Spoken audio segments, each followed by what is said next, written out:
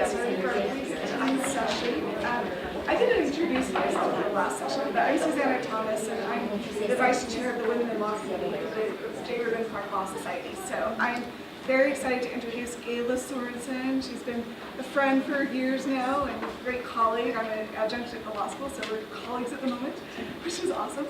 So Gayla graduated from BYU Law School, and prior to that also graduated from BYU as an undergrad in accounting. So she's kind of got both feet here, so this is great.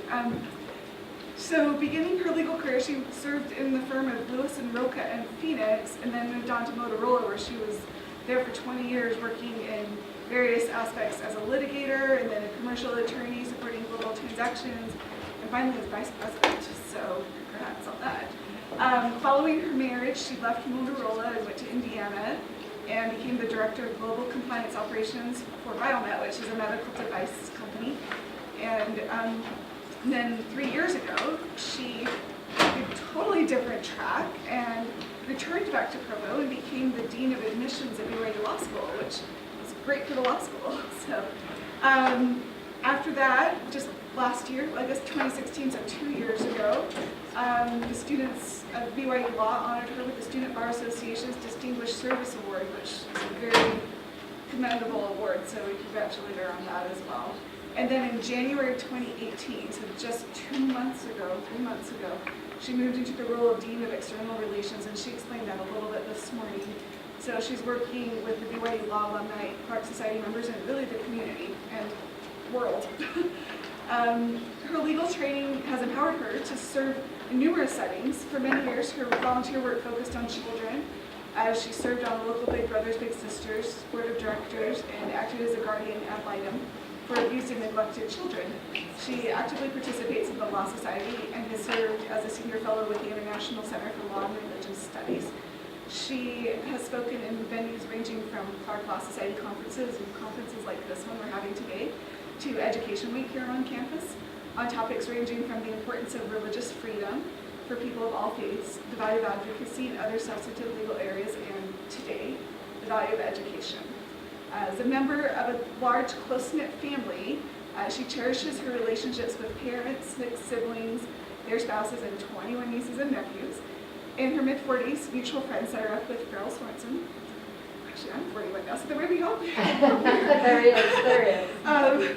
Farrell Sorenson, whose wife had died from cancer a year earlier. So they did a long-distance courtship, and she lived in Philadelphia, and he was in San Francisco, and they brought their lives together and got married. And she became a wife and a mother and grandmother all on the same day. So it's a way to talk that. So in the decades since, this large close-knit family has expanded to include additional in-laws and 12, soon to be 13. Is that 13th happened yet? June. Grandchildren. So turn the time over to Gayla. Thank you.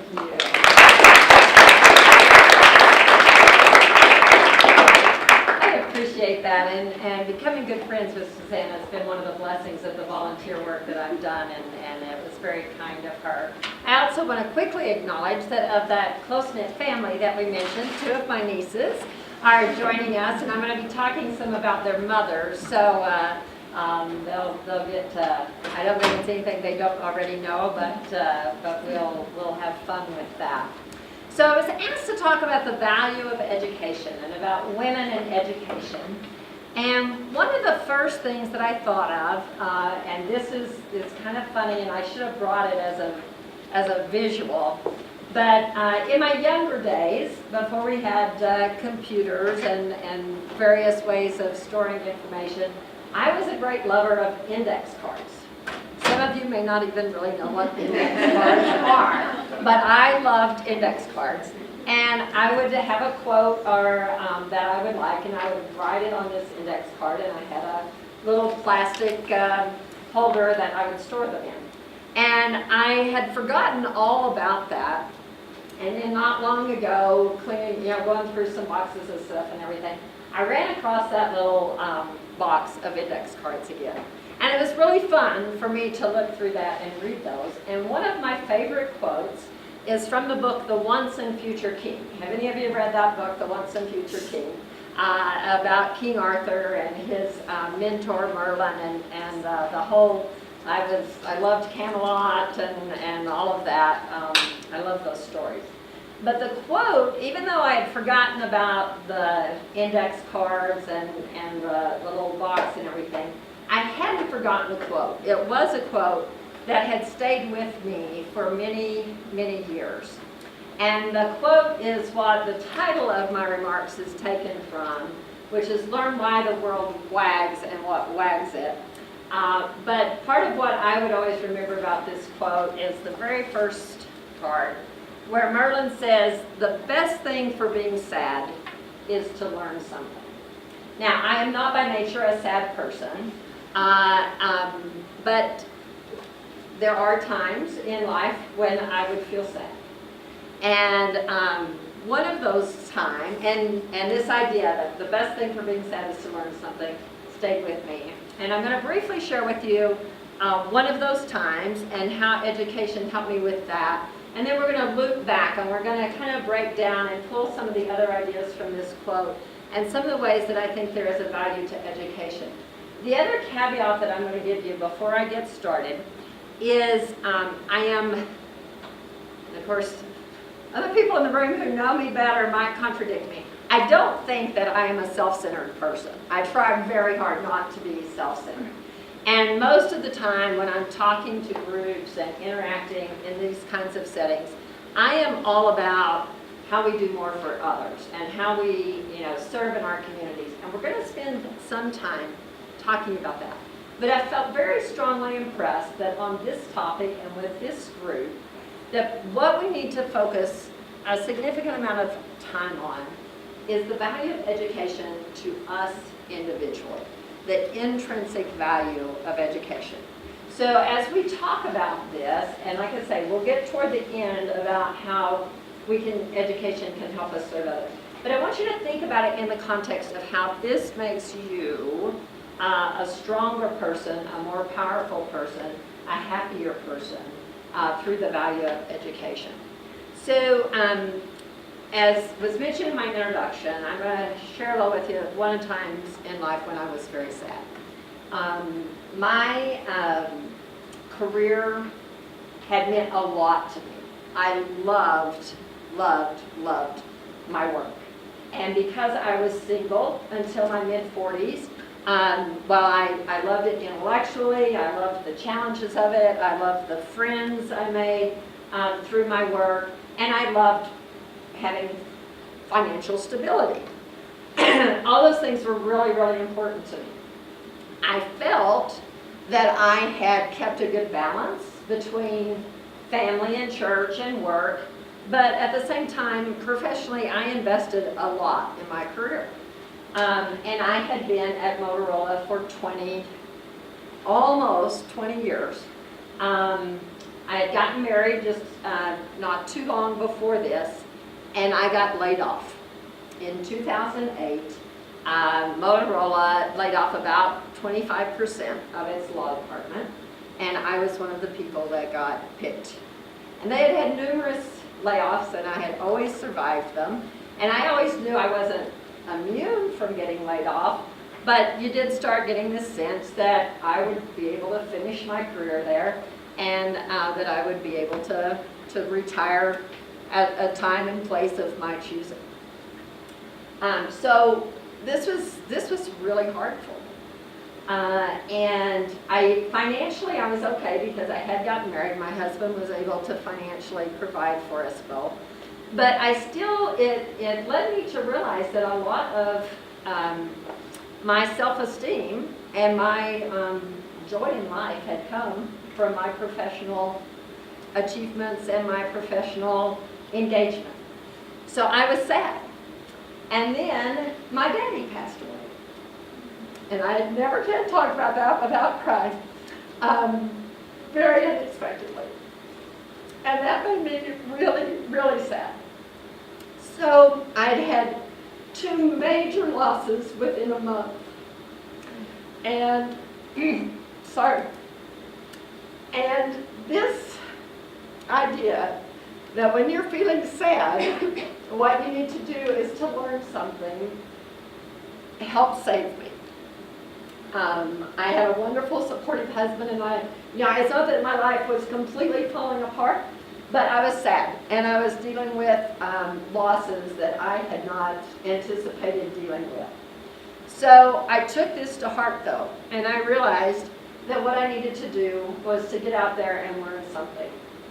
And so I became affiliated with the International Center for Law and Religion Studies. Cole Durham was the executive director. He had been one of my professors. He had been one of my mentors. He had served in my young adult bishopric while I was in law school. And I reached out to him, and I felt that religious freedom was an issue I did not know much about, but that I would enjoy learning about, and that this would be something that I could help fill those gaps that existed in my life at that point in time. And it did. It did an amazing job of helping me regain an intellectually stimulating focus. It helped me regain a sense of who I was and what I could contribute. And it went on to also help me form some great new relationships and to be able to serve others in some meaningful ways. So this quote has not always only just been a quote that in reading it I found helpful, but in my own life and my own application, it made a huge difference to me. That at a time when I was sad, the best thing for that was to learn something. Now, I don't usually, we handed out this quote. This is a much longer quote than I usually use in presentations. And I'm not going to read the whole thing to you. I tried to find something online where there was a YouTube, but this is really not that popular. I mean, there were a lot of memes about it and stuff, but I couldn't find a YouTube video where Merlin was reading the whole thing. So I hope that you'll read it and that you'll think about, there's more to it than what we're going to talk about today. But I'm going to pull a few of my favorite concepts from it for us to talk about in terms of the value of education, first of all, intrinsically to us personally. So the first one is, I've shared my personal example of how it's good for not being sad. But look at all these benefits of education. And we didn't do a bunch of footnotes, even though I'm an attorney and usually I try to document things. But I promise you, you can find studies that support these claims. That individually, particularly as women, a lot of these apply to men in terms of their levels of education as well, but particularly for women, you get all these benefits from higher education. The more education you have, the more you see these benefits. Does anybody see something up here that they don't want to have in their life? I hope not. But these are all statistically proven benefits of education. So even if it's not a situation quite as dramatic as the one I found myself in, just generally know that your overall health and well-being is going to be improved by having education. Now, let me assess my audience quickly. How many of you are in college right now? Okay. How many of you are, and I should have said doing undergraduate work right now?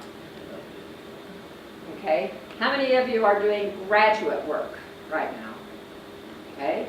How many of you have either undergraduate or graduate degrees already? All right. So I'm preaching to the choir to some extent in terms of you have received, are receiving or have received formal education, and you are going to see these benefits in your life, or you should, unless you're the statistical anomaly. But why do you think these are? And I love this size group because it can be more interactive instead of me just being up here. So let's pick one of these. Why do you think that a higher level of education leads to increased political representation? Striped top there. Okay, do you have any ideas about that? My education has allowed me to influence environmental policy, and so I feel capable and competent conversing with people on those issues, representing myself and others there. Okay, excellent, yes. I'm going to say that we also, I think our vision is wider. I think instead of having blinders on and thinking just about maybe a smaller sphere, and therefore we have a desire to get more involved politically. Okay, excellent, yes. I know the law degree provides confidence. And so even though when I moved to Utah, I was kind of new here, when they found out I was an attorney, then they voted me into the caucus as a representative. All right, excellent.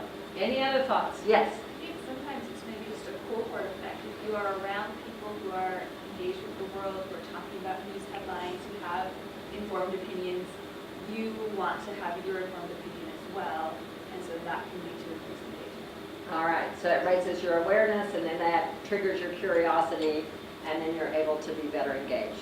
All right, let's pick one other. We're not going to talk about all of these. Less likely to become victims of abuse.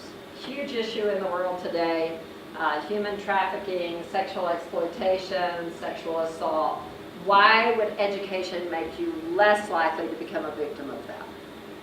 Yes. I think it goes hand in hand with actually greater self-esteem and self-confidence. Like I think because when you have an education, you are more confident with yourself and don't, I guess, won't take things that will demean you or things like that. You have a greater self-esteem where you know your place and you know where you are. And so because of that, you're willing to kind of stand up, I guess, and I mean, I guess in certain situations of abuse, it's like, it's more physical power than intellectual power. But Sure. in that sense, I think it does help because you're not seen as a victim, you're seen as a woman of power, and because of the self-confidence that you gain through education, if that makes sense. Yes. Yes. You're more likely to be you can be economically independent. A lot of women feel trapped. They don't have that income and they have children, and what am I going to do? And they have no way to provide for themselves otherwise. Absolutely. I have seen that firsthand. One other thought on this one. Or maybe not. Oh, yes. I think you also have the power of knowledge to know where you can go to get out of the abuse. You know that there are laws in place to help support you and bless you, and you have different agencies that can maybe help you get out of the abuse. And so having that understanding, you're able to know, okay, there is an escape route. And I think sometimes without that knowledge, they don't even know that they can escape. All right. And we could take, I think, each one on this slide and talk about it, and these are excellent comments.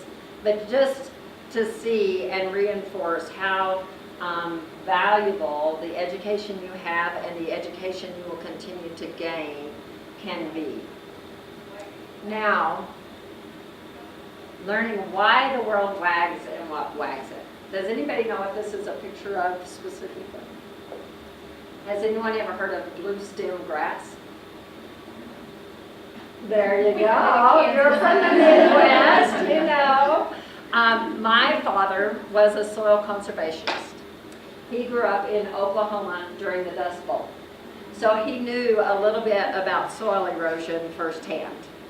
And then he chose his career, and he spent his life both on a spiritual basis, knowing that we are stewards of this earth, and on a practical basis, knowing that when we don't take care of the land, there can be devastating consequences. I grew up with him. I knew how important conservation and everything was, but it wasn't until I was probably in my mid-20s, maybe even early 30s, that one day my father and I took a walk. We were in Oklahoma visiting relatives. We lived in Texas, but still had lots of relatives in Oklahoma. And we just went out behind my aunt's home. She lived out in the country. And we walked through a pasture that looks very much like this picture. And my daddy taught me about blue stem grass. And you do not, obviously, maybe Angel does, but you guys don't know how important to our ecosystem blue stem grass is, particularly those of us that live in the Midwest and in the Texas, Oklahoma, that corridor. It's an amazing plant, and it does all kinds of valuable things for the soil and for protecting the soil and for helping our ecosystem. And so just learning that little bitty bit about one type of grass changed the whole rest of my life. I don't walk or drive and look out and see grass and think without thinking about it now, you know? And one of the sad things with my dad is one time when he came to visit me, he brought like 10 different kinds of grass, and he taught me the different names, and then the rest of the visit he would like quiz me on the different grasses.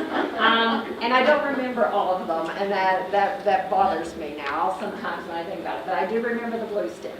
So, so that was just a little example for me of how learning why the world wags made the world a much more interesting place for me, because something as common as grass became something that I appreciated much more. What else do you think happens for you personally when you learn why the world wags and what wags it? So I would love for you to give me, 2 or 3 of you, your blue stem grass example. Something that you learned about the world that changed how you look at an everyday thing going forward. See if you can think of any examples for me.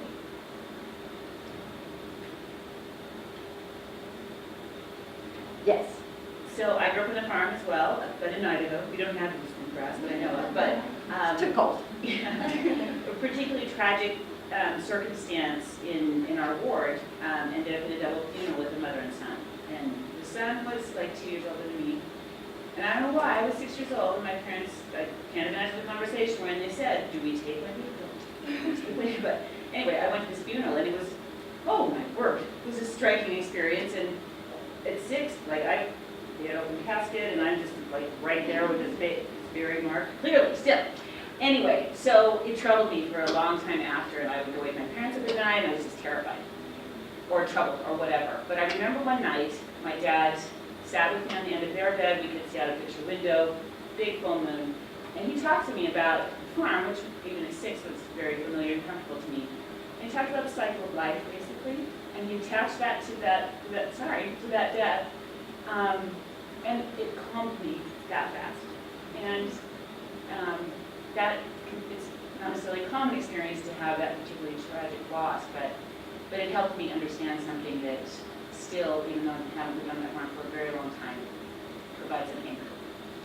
All right, gives us that anchor. Any other thoughts on this?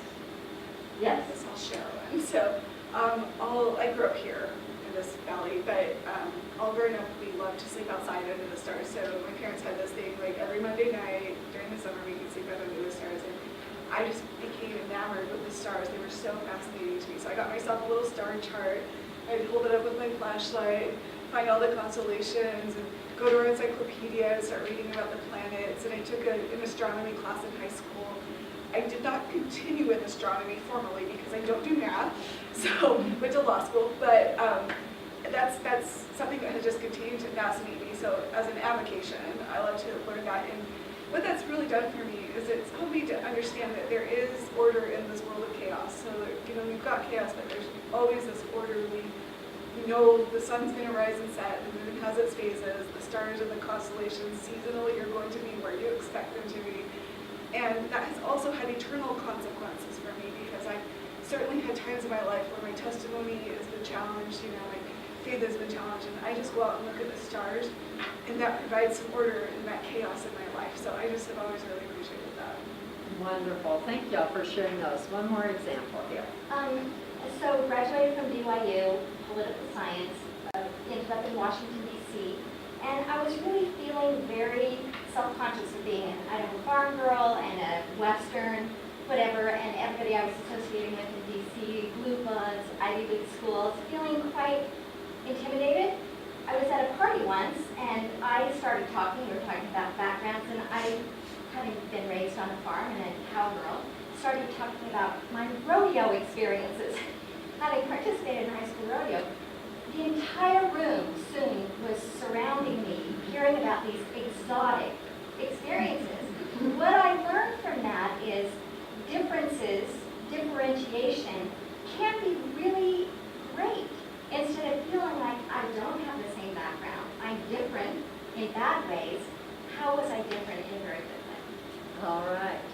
And that is, those are just a few, a little sample of the benefits of learning about the world. And I include in that learning about our bodies and about so many things. And one of the other main takeaways for me, and it ties in with what everyone else has shared, is that as I learn why the world wags and what wags it, it reinforces over and over and over again for me that we have a Heavenly Father and that there is a divine creator who is aware of us individually, who planned this, not just because it was some, grand experiment, but who planned this world for us. And that's also something that, independent of what's going on with my relationships with other people or my job or anything else like that, that makes me happy and that helps me feel positive and feel good. Another part of the quote talks about learning is the thing for you. And this is my mother on the right, and on the left is a friend from our small branch in Texas. My mom got married 2 weeks after she graduated from high school. She was 17 years old, and she told us many, many times that while she never wished that she'd married anybody other than my daddy, she did sometimes wish that she hadn't gotten married quite so young. But in Dewey County, Oklahoma, in the 1950s, it was a pretty standard path and course. But my mother didn't have the benefit of formal education beyond high school for many, many, many years. But my mother loved to learn. She loved to read. She devoured books and other information. She loved to teach her children. She was a convert to the church, and she loved learning about the gospel and about church history. So to me, my mother illustrates one of the key things about learning, which is, well, we're blessed, and I think we should take advantage of every opportunity for formal education we have. That there are many, many ways to continue education and gain education that aren't necessarily in a classroom. But then my mom was also an example. She had 7 children at the time that this picture was taken. But as the youngest one got into elementary school, my mom went to a small college that's close to where we lived in Brownfield, Texas, South Plains Community College at the time, and she got an associate degree. And that was a very valuable experience for her. I think that a lot of what she learned in that setting, my mom with her mind and her curiosity probably could have learned through self-study in that. But the fact that she did this, that in a structured setting she was also able to learn and to demonstrate that knowledge in a test environment and to have those achievements, was also an important part of her self-esteem and in how she was able to role model even more fully the value of education for others. I'm not going to put my nieces on the spot, but I bet if I asked them what role their Grammy played in their appreciation of education, they would tell you it was a very strong role model and a very important role that she played. So learning is the thing for you, independent of your marital status, independent of your age, independent of whether you live in Dewey County, Oklahoma, or New York City, New York. Learning is the thing for you. So once again, let's just take a couple of experiences, if you'll share with us, of where learning was the thing for you, where you were able to take advantage of a learning opportunity outside of formal education that brought some meaning or some joy into your life. Yes. My friends know that I am an insomniac, that I can probably get 2 or 3 hours of sleep at night. And that's been a challenge for my entire life. And so, as a very young mother, with a house full of children and a lot of time on my hands and the late hours and early morning, I would turn to books and decided very early, I'm going to read the most boring books that I can find in order to help put myself to sleep. And worked myself way through most of classical literature, and they're not boring, sadly, and Russian literature, and books like Anna Karenina and Brothers Karamazov that became incredible companions during those hours. And in return, they gave me the gift over the years and decades that I raised my family to become excruciatingly well-read. And I am so grateful for, sometimes we have these challenges and these things in life that seem incredibly hard to overcome when you belong to an LDS culture where everyone's a morning person. To go ahead and go, okay, Heavenly Father I have this weakness that I can turn into a strength, and what a gift it has been to have had that experience. And I consider some of those hours to be some of the most sacred of my life. What a wonderful example. Thank you for sharing that. One other. Yes. So my dad got his PhD from BYU. He graduated when I was 6 years old, and so I started my first couple years of my life here in Provo.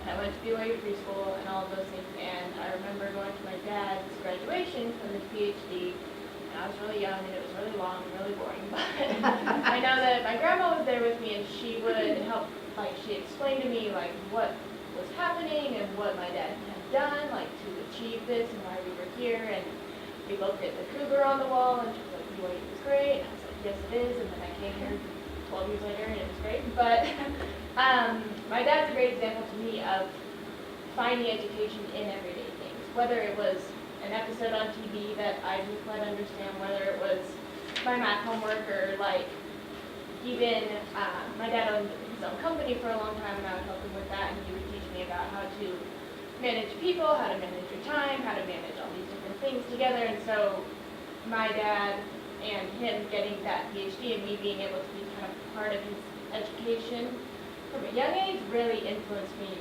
throughout my entire life. Wonderful. So hopefully the rest of you are able to think of similar experiences where you've had opportunities to learn that have influenced you then going forward. And so I hope that this is triggering some thoughts for you. And if not, or even if it does, my challenge is continue to look for those opportunities.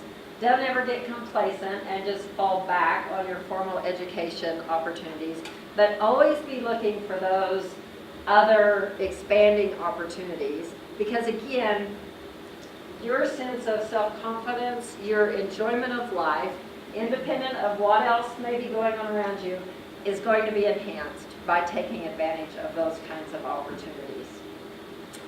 Another quote from Merlin is, look at what a lot of things there are to learn. That's me in the back, and they used to tease me that I was adopted because I was so much taller than the rest of my sisters.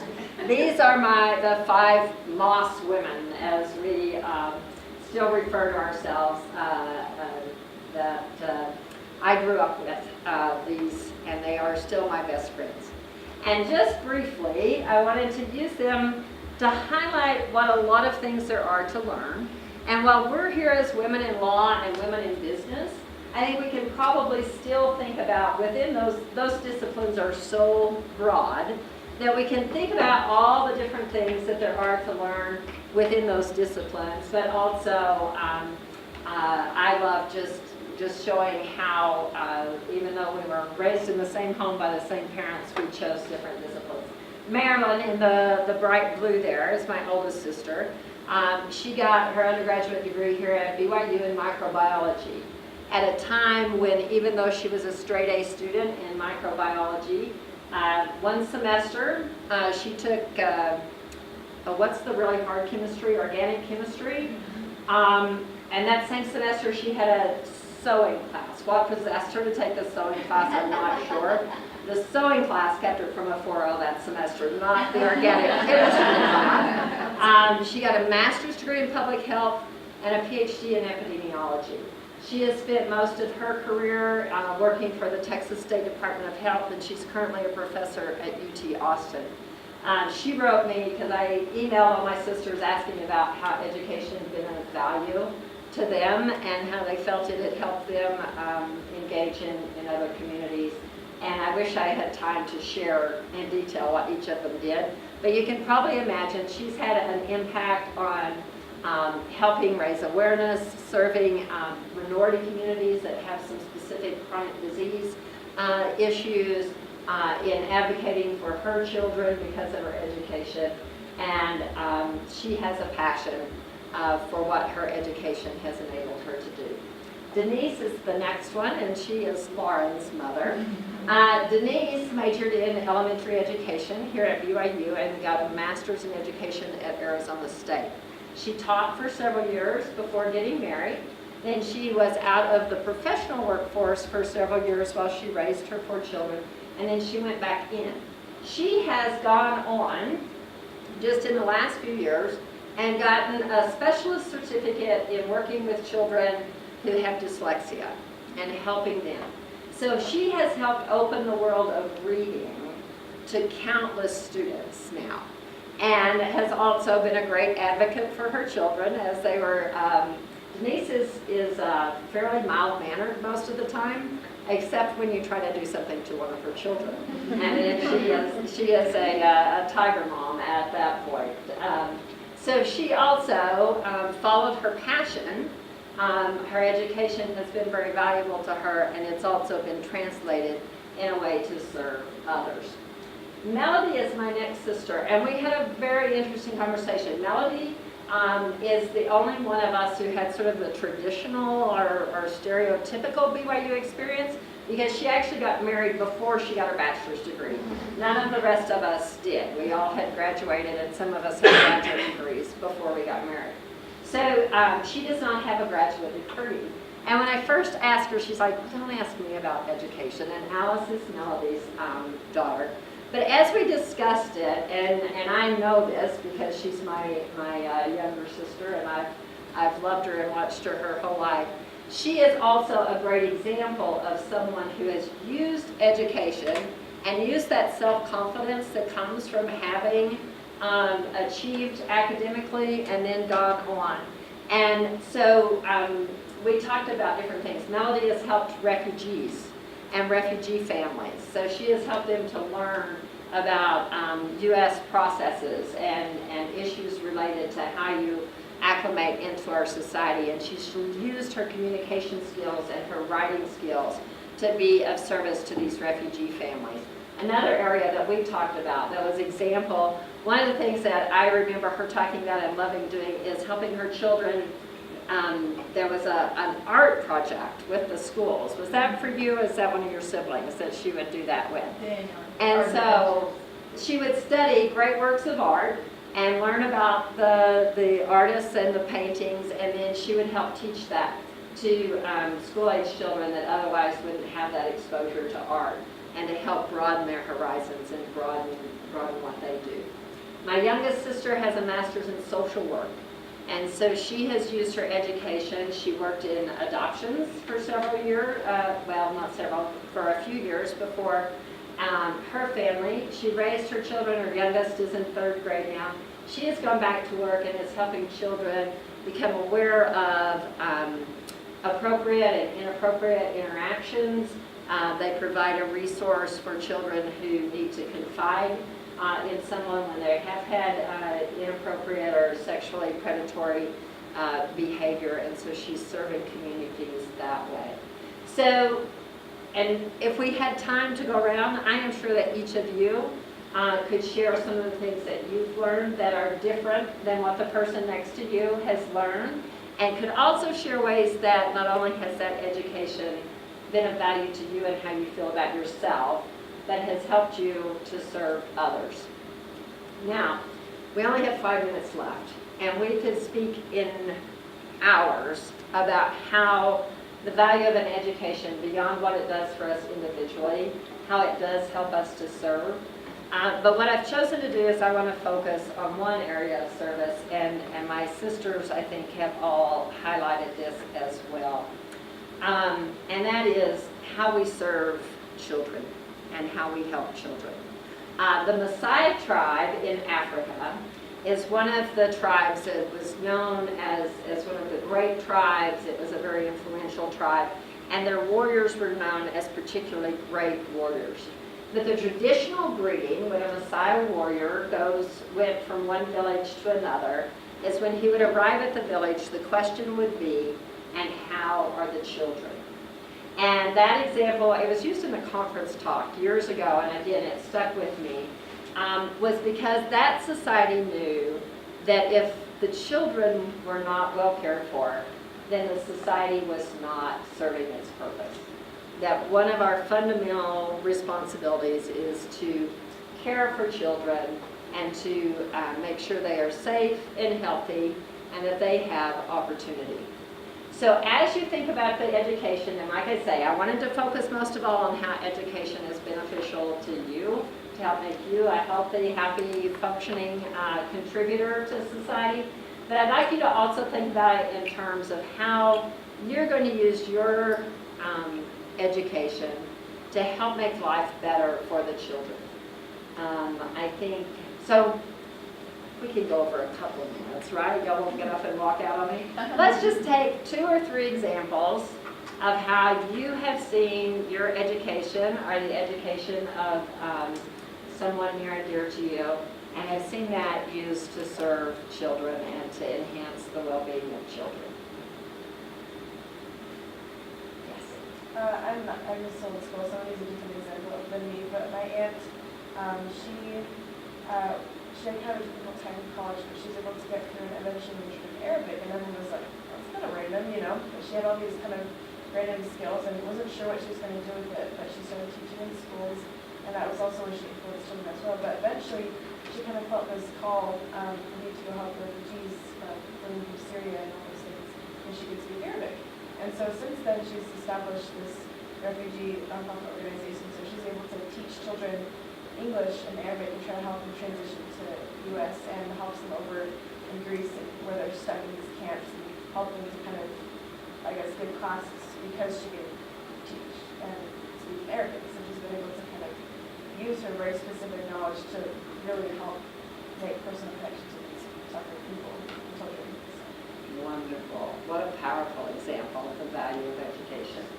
Any other thoughts about how education helps children, or you've seen it used to help benefit the children in our society? Yes. So my degrees before coming to law school were both in English. They're taught. And since I've had children, I read to my children every night. And I read a different book to each child, although my girls share a room, so now we're reading the same book. But I have read through, to my girls, we read through several of the Jane Austen novels, and I'm able to stop and explain the language so they understand it. We've read through Shakespeare Plays together. I read through To Kill a Mockingbird. I read to my children, and I think it's invaluable just for them to be exposed to these great works of literature. I think that has invaluable consequences, even if they don't major in English, which I'm not going to encourage them to do. So thank you all for sharing some of your own experiences and your examples. I hope that you've had a chance to reflect on how much you value your education. I hope as you go on through your life that if there are times when this little quote is helpful to you, and to think about how learning is a great way to build our self-esteem, to increase our power, to help us get through hard times. And that there are so many different things to learn about, and that ultimately, while the importance to ourselves is valuable, that the real value comes when we use it to serve others. So thank you for spending some time with us this afternoon, and I hope you enjoy the chance to mix and mingle after this.